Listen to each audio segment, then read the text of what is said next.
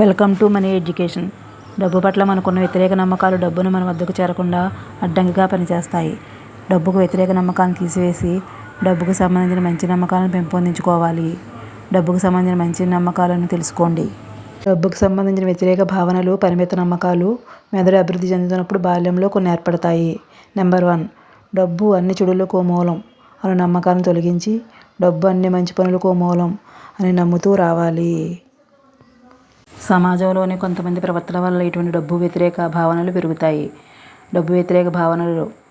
Number 2, డబ్బు మనుషులను చెడ్డవాళ్ళలా మారుస్తుంది. ఈ నమ్మకాన్ని వదిలించుకుని డబ్బు వల్ల గౌరవ మర్యాదలు పెరుగుతాయనే నమ్మకాన్ని పెంపొందించుకోవాలి.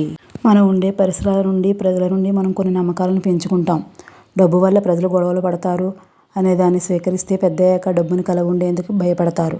డబ్బును కలిగి ఉండటం సురక్షితం, సంబంధాలను మెరుగుపరుస్తుందని మీ మనసుకు మీరు చెప్పుకుంటూ ఉండాలి. చిన్నప్పటి నుంచి డబ్బు విషయంలో ఇబ్బంది పడుతూ పెరిగిన వాళ్ళు ప్రతి ఒక్కరికి తగినంత డబ్బు లేదు అని అనుకుంటారు.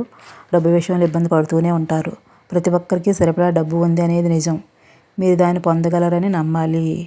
నమ్మకంతో ముందుకు సాగాలి.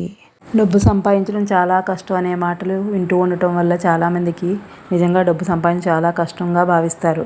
కానీ డబ్బు సంపాదించడం చాలా సులభం అనుకున్నప్పుడు మాత్రమే డబ్బు మన వద్దకు వస్తుంది. నమ్మి తీరాలి.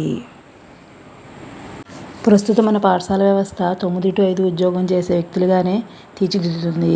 దానివల్ల మనకు డబ్బు సంపాదించడానికి ఒకటే మార్గం అని భావిస్తున్నాం. కానీ డబ్బు సంపాదించడానికి చాలా మార్గాలు ఉన్నాయి అన్నప్పుడు మీ క్రియేటివిటీ పెరిగి చాలా మార్గాలు ఉత్పన్నమవుతాయి. చాలామంది నాకు చదువు లేదనో, తెలివితేటలు లేవనో, నేను డబ్బు పొందడానికి అర్హులను కాదు అని భావిస్తారు. కానీ ఈ విశ్వంలో గాలి, వెలుతురు మనం ఏ విధంగా పొందగలమో డబ్బును కూడా అలానే పొందగలం. అది స్వీకరించే మనస్తత్వం మీద ఆధారపడి ఉంటుంది.